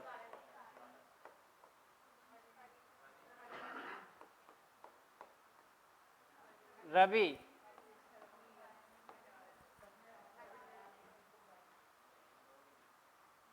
एक सोनू, पता चले नाम फ्लो फ्लो में निकल जाए, है ना? खरीफ हो गया, रबी हो गया, सोनू हो गया, मोनू हो गया, है ना? ऐसा नहीं है ना। खरीफ की फसलें, रबी की फसलें, जायद या बोले इसी को नकदी। नकदी से मतलब ये है तुरंत पैसा मिल जाए, है ना? खरीफ की फसलें, रबी फसलें, ये किसके आधार पर पार्ट्स में हमने डिवाइड किया है? ऋतुओं के आधार पर। अभी हमने किसके आधार पर डिवाइड किया था 15 पार्ट्सों में? क्लाइमेट। अब यहाँ पर हम बात करते हैं खरीफ की फसलें। 2 पॉइंट याद रखना है इसमें, कब उगाई जाती है और कब काटी जाती है, कौन कौन सी फसलें आती हैं, ये थोड़ा सा याद रखना है। माना कि ये खरीफ की फसलें बात कर रहे हैं तो इसके जो उपजाऊ की बात करेंगे जून जुलाई। देखो थोड़ा सा मैं अच्छे से बना दूं इसका। उपजाऊ कब उगाई जाती हैं? ये जून और जुलाई में। ओके, क्लियर है? अब ये काटी कब जाती हैं? अक्टूबर नवंबर में। कब काटी जाती हैं? अक्टूबर और नवंबर। क्लियर है ये पॉइंट? जून जुलाई में। जैसे कि अभी के मौसम की बात कर रहे हैं, अभी के मौसम की जो फसलें उगाई जाएंगी वो कौन सी रहेंगी? आपकी खरीफ की फसलें। और ये कब काटी जाएंगी? अक्टूबर और नवंबर। यहाँ तक मेरे साथ हो आप लोग? ओके। उसके बाद बात करते हैं ये कृषि कैसी होती है? मानसूनी होती है। मानसूनी आधार कैसी होती हैं? किस पर डिपेंड करती हैं? मानसून पर डिपेंड करती है। कैसे मानसून पर डिपेंड करती हैं? भारतीय कृषि को मानसून का जुआ कहा जाता है। जुआ, जुआ, ताश, वही वाला गैम्बलिंग वाला है। यानी कि भारतीय कृषि को मानसून का जुआ कहा जाता है। क्यों कहा जाता है? क्योंकि जो खरीफ की फसलें देखा होगा आपने, कई जगह तो आपकी इतनी कृषि में इफेक्ट पड़ जाता है, इतनी बारिश होती है बिल्कुल से उस कृषि को तबाह कर जाती है। कई जगह क्या होता है, हम कृषि में भूमि में बीज डाल देते हैं, स्टार्टिंग में बारिश होती है, पता चले कभी उसमें बारिश ही ना हो, 3 महीने बाद हो, उसकी फसल दोनों तरह से नष्ट हुआ। एक तरह से ये क्या हुआ? जुआ हुआ। जुआ में भी ऐसा ही होता है, हार भी सकते हैं, जीत भी सकते हैं। हम भी क्या कर रहे हैं? जुआ खेल रहे हैं। यूपीएससी तैयारी कर रहे हैं, वो भी क्या है? जुआ खेल रहे हैं। हो भी सकता है, नहीं भी हो सकता है। हर जगह जुआ खेलना पड़ता है ना। यानी कि जितनी बड़ी आप, हाँ ये बात जरूर याद रखना, जितना बड़ा आप त्याग करोगे ना उतनी बड़ी आपको सफलता भी मिलेगी। हम बात कर रहे हैं उपजाऊ की जून जुलाई में, काटी कब जाती है? अक्टूबर नवंबर में। अब थोड़ा सा इनके बारे में, फसलों के बारे में भी देख रहे थे थोड़ी थोड़ी। सबसे पहले हम बात करेंगे धान, सोयाबीन, बाजरा, मक्का, उड़द,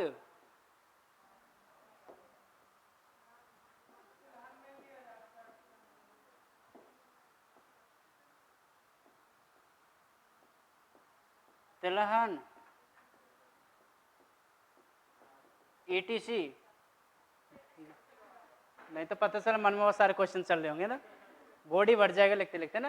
तो इस प्रकार की कृषि की जाती है जो अक्टूबर और नवंबर में की जाती है, और वो किस में आ जाती है? आपकी खरीफ की फसलें में। और खरीफ की फसलें के अलावा एक कौन सी आधार रहती है? आपकी मानसूनी आधार। यहाँ तक क्लियर है? दूसरी बात करूंगा मैं यहाँ पर खरीफ की। खरीफ की इसमें जब ये फसलें काटी जाती है ना, तो जब ये फसलें काटी जाएंगी तो वो रबी की फसलें उगाई जाएंगी, है ना। तो उसका उगने का टाइम क्या होगा? अक्टूबर नवंबर। यानी कि उस जो रबी फसलें उपजाऊ की जाएंगी अक्टूबर नवंबर में, जब ये फसलें काटी जाएंगी तब ये फसलें क्या की जाएंगी? उगाई जाएंगी। अक्टूबर नवंबर में, नवंबर दिसंबर में ये काटी जाती हैं।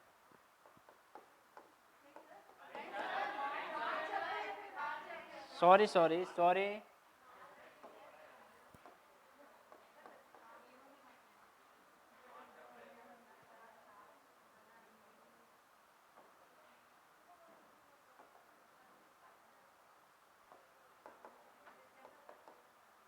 मार्च अप्रैल में क्या की जाएंगी, ये काटी जाएंगी, है ना। अब ये क्या है, मानसूनी आधारित नहीं है ये किस पे डिपेंड करती है, शीत, शीत पर, पानी पर, किस पे, उस समय पर बारिश नहीं होती है और उसमें बारिश ना हो फिर भी क्या है, ये फसलें उगाई जाती हैं, जैसे कि गेहूं, चना, मटर, सरसों और तंबाकू। तंबाकू का यार मुझे श्योर नहीं है मैं कब होता है। मसूर, दलहनी और तिलहनी उसकी नहीं कह रहे हैं अपन, सिर्फ ओनली ये बात कर रहे हैं कि इस जो टाइम पीरियड में जो उगाई जाती हैं उनकी बात कर रहे हैं ना। रबी फसलें क्लियर हुई सभी को।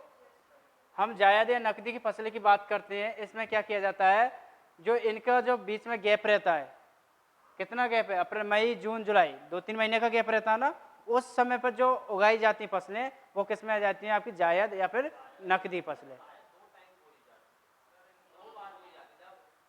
कौन सी फसलें 2 बार बोई जाती, नहीं एक ही बार बोई जाती हैं। जैसे कि इसमें अपन बात करेंगे कई सारे अपन,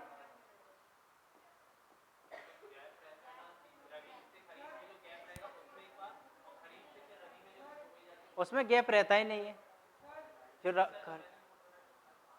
लेकिन एक बार चेक कर लेना, मैं भी चेक कर लूँगा, कोई प्रॉब्लम नहीं उसमें ना।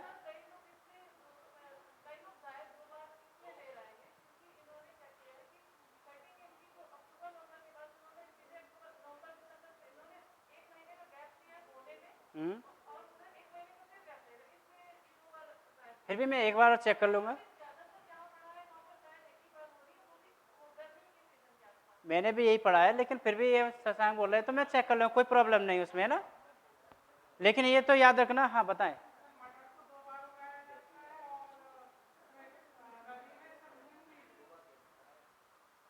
जब से आपका ये आया है ना हाइब्रिड बीज, है ना, तो वो उसका पता नहीं चलता किस मौसम की फसल है, किस मौसम में उगाई जा रही है ना।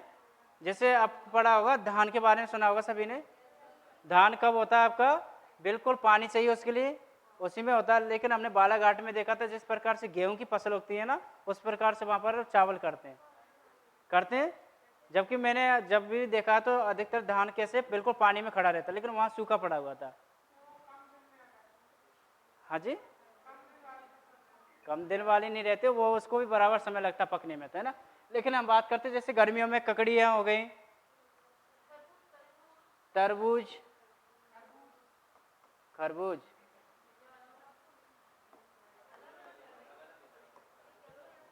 इसमें क्या है, और सारे क्या आ जाते हैं जो आपके फल फ्रूट्स वगैरह, वो किस में बात कर रहे हैं हम, इस महीने में आते हैं। जो ये वाला समझ में आया आपको, ऋतुओं के आधार पर हमने कितने प्रकार में डिवाइड किया, 3 प्रकार से, खरीफ, रबी, जायद या नकदी।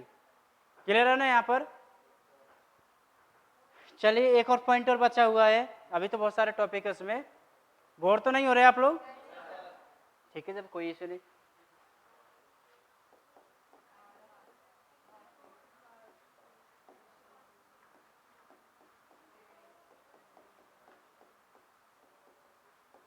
भारतीय कृषि करने के लिए समस्या कहाँ आ रही है, प्रॉब्लम, बारिश की प्रॉब्लम भारत में ही होती नहीं, मानसून पहला कौन सा है आपका, क्योंकि बस इतना लिख लीजिए, मैं पूरा पॉइंट लिखा दूंगा उसमें, नोट्स में सेंड कर दूंगा ना क्या लिखा हुआ है। पहला किसकी बात कर रहे हैं हम, मानसून। क्यों कह रहे हैं मानसून, ये सबसे ज़्यादा इसी पे डिपेंड होती है। सबसे ज़्यादा हमारे यहाँ जो कृषि की बात की जाती है वो किस पर आधारित है, आपकी मानसून पर।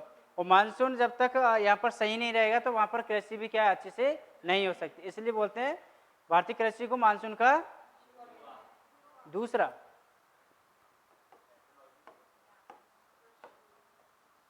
कृषि में अशिक्षित और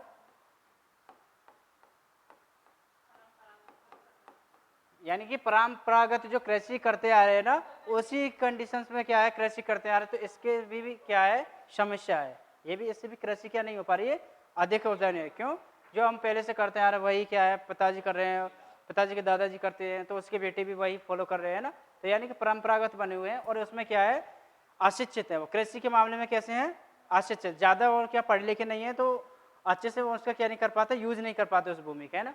तीसरा पॉइंट,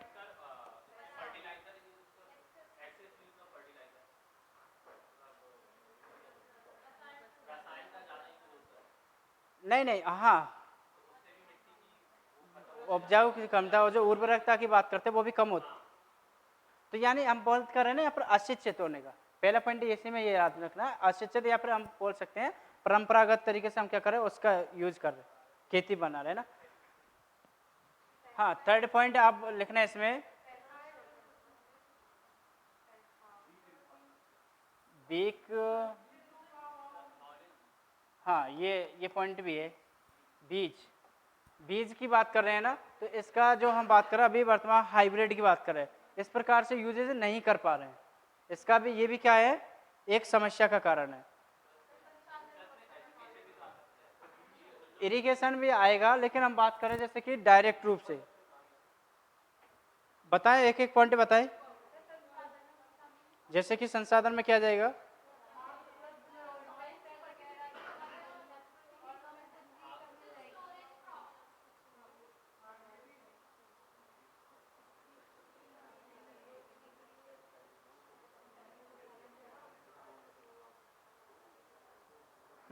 क्या बता रहे थे, भंडार, यानी कि जो हम बात करें अनाज भंडार की बात कर रहे हैं, क्या है अनाज की बात कर रहे हैं कैसे, यानी कि अनाज भंडारणों में क्या होता है जैसे कि हमारे यहाँ कृषि हो रही है, कृषि का हम क्या करते हैं जैसे कि उसको खरीदा जाता है, खरीदने के बावजूद इतना स्टोर करने के पास, सॉरी इतना स्टोर रखने के लिए हमारे पास क्या नहीं है वेयर हाउसेस वगैरह नहीं, तो कई बार आपने देखा होगा कई सारी फसल क्या पानी में भीग कर क्या हो जाती है वो खराब हो जाती है, ये भी क्या है एक समस्या, क्या पढ़ रहे हैं हम प्रॉब्लम पढ़ रहे हैं ना, तो यानी कि भंडारणों की कमी। दूसरा हम भूमि की बात कर रहे हैं, ये भूमि ही क्या है एक कम हो रही है, यानी कि जो हम बात करें एकड़, जो मैंने एग्जांपल देकर बताया आपके लिए कि पहले की अपेक्षा अब वर्तमान में भूमि की जो बात की जा रही है, जो इसका हिस्सा है वो कैसा हो रहा है, जनसंख्या अधिक और मृदा क्या हो रही है यहाँ पर कम, ये समझ में आ रहा है। अब इनके अलावा जो भी पॉइंट हो वो बता सकता है, अन्यथा अपनी कॉपी में अपने स्तर से लिख सकता है, मुझे कल बता दीजिएगा। क्लियर है ना यहाँ तक सभी को, क्या क्या समस्या आ रही है मेजर रूप से देखा जा रहा है, तो मानसून की बात की जाती है। दूसरा एजुकेशन, मैंने कहा था अगर किसी भी चीज़ को किसी भी सेक्टर को अच्छा करना हो उसमें एजुकेशन जरूर होना चाहिए, हम बिना एजुकेशन के तो कुछ भी कार्य अच्छे से नहीं कर सकते, जरूरी नहीं कि हम पढ़ने के लिए ही सॉरी नौकरी के लिए ही पढ़ें, ऐसा है क्या, नहीं है ना, बिल्कुल, यानी कि एजुकेशन आपका हर जगह काम आएगा। तीसरा हम बात करें बीज की, बीज में देखा जाता है तो बीज में आपने देखा जितने ज्यादा हम बात करेंगे, आपने सुना होगा हरित क्रांति, सुना है सभी ने ग्रीन रेवोल्यूशन के बारे में, 1965 से सॉरी 1966 से 1967, MS स्वामीनाथ, सुना होगा सभी ने इनके बारे में, घर जाकर आज पढ़ेंगे आप लोग, है ना। राष्ट्रीय जो हम बात करें हरित क्रांति के जो जनक है ना, इसने सबसे पहले हाइब्रिड बीज की बात की थी, सबसे पहले यूज किया था हाइब्रिड बीज का, तो वो कौन व्यक्ति थे, MS स्वामीनाथ, कब 1960 से 1966 1967 इन ईयर की बात कर रहे हैं ना। अब इसको आप डिटेल से घर पढ़ के आएंगे, इससे सभी आप पंचवर्षीय योजना है उनको रिलेटेड करोगे। हाँ समस्या है, बिल्कुल, आप देखो जो भी मन में पॉइंट आ रहे हो लेकिन अच्छे पॉइंट लेके आप, है ना। किस में PDS की बात करो, जो PDS में कैसे, थोड़ा सा यहाँ प्रॉब्लम का देख रहे, PDS कैसे रखेंगे आप यहाँ, हाँ हम्म,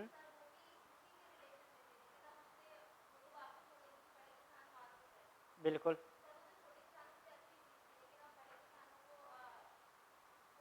देखो वो बिल्कुल समस्या में रख सकते, इसीलिए उसको क्या किया गया। हाँ तो जैसे आप बात कर रहे हो जो खाद्य प्रणाली जो आपके कंट्रोल पे बांटे जा रहे हैं ना,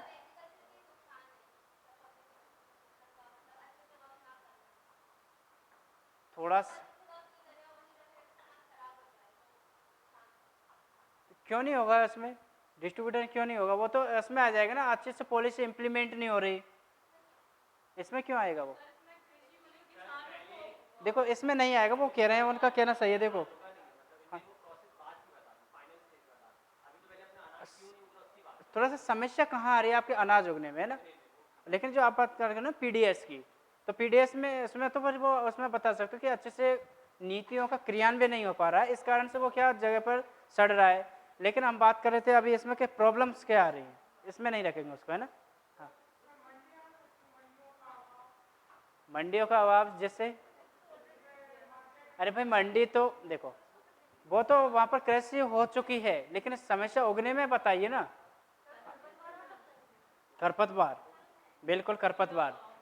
अब ये पॉइंट बता सकते हो कि खरपतवार, अब खरपतवार की वजह से क्या हो रहा है, जो आपके मेन कृषि की बात कर रहे हैं, मेन फसल की बात कर रहे हैं, उसको क्या पकड़ेंगे, वो इफेक्ट पड़ेगा उससे, है ना। तो आप किसके बारे में पढ़ के आओगे, ग्रीन रेवोल्यूशन के बारे में पूरा डिटेल से पढ़ के आओगे, ठीक है। अब यहाँ पर और भी पॉइंट होंगे आपके, तो कल मैं इस पर और विस्तार से चर्चा करूंगा आपसे, अच्छे अच्छे पॉइंट निकाल के लाएंगे सभी, है ना। 5 पॉइंट ये तो मैंने बता दिया, इनके अलावा भी आप कितने लेके आएंगे, सभी 5-5 लेके आएंगे। हाँ इन 5 के अलावा ये क्रॉस नहीं होना चाहिए किसी का, 5 के अलावा सभी 5-5 लेके आएंगे, लेकिन कई पॉइंट ऐसे होंगे जो क्रॉस हो जाएंगे क्योंकि सेम रहेंगे ना, तो जो अच्छे अच्छे पॉइंट होंगे तो उसको हम क्या कर लेंगे, नोट कर लेंगे। हाँ भूमि की बात कर रहे हैं ना, सॉइल,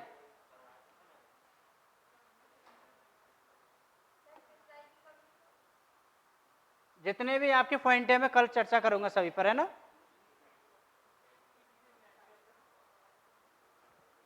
थोड़ा सा इसके बारे में भी देख लीजिएगा,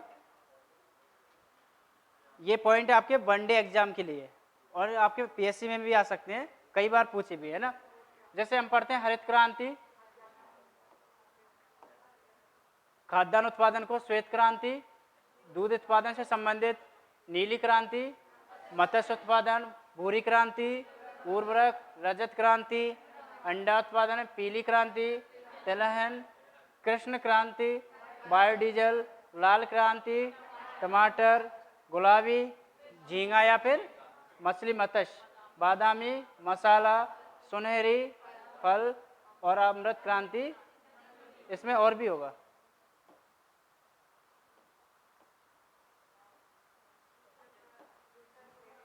दूसरा स्लेट क्रांति सीमेंट से, गोल क्रांति आलू से, ये पूरे इसका मिला के दिया हुआ है। इस प्रकार से ये आपके लिए एक नया टास्क है, इनको याद करके लाना है ना। एक क्या का टास्क है आप लोगों के लिए, ये तो ग्रीन रेवोल्यूशन के पूरा डिटेल्स पढ़ के आना है, कृषि में समस्या कहाँ है, प्रॉब्लम, वो थर्ड देन इसको याद करके लाना है ना। यहाँ तक क्लियर है सभी को। उसके बाद फिर और अगर पढ़ना चाहता हो, बाकी का मैं पढ़ाऊंगा, लेकिन आप भी पढ़ना चाहते हो तो वो भी नोट कर ले। जैसे कि अभी तक हमने क्या पढ़ा है, ओनली फार्मिंग कृषि के बारे में पढ़ा है, लेकिन भारत में कृषि किन किन फसलों के बारे में अभी हमने एक बार भी नहीं पढ़ा है। प्रमुख फसलें, प्रमुख फसलें पढ़ी हमने, बताइए, नहीं पढ़ी है ना अभी, वो भी तो पढ़ना है भाई।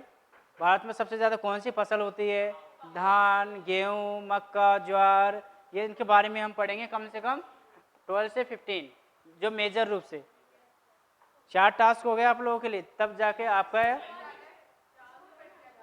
हाँ इसको भी पढ़ के आना है, कोई प्रॉब्लम नहीं। अब आपकी जो क्लास होगी ना वो नेक्स्ट मंडे को होगी, कल कमिश्नर सर की रहेगी, देन उसके बाद संडे आ जाएगा, उसके बाद आपको मंडे को क्लासेस रहेगी, तो तब तक आप इतना टास्क आसानी से कर सकते हो। तब आपको इतना कॉन्फिडेंस आ जाएगा कि हाँ अब इससे हमारा क्वेश्चंस बाहर नहीं जाएगा।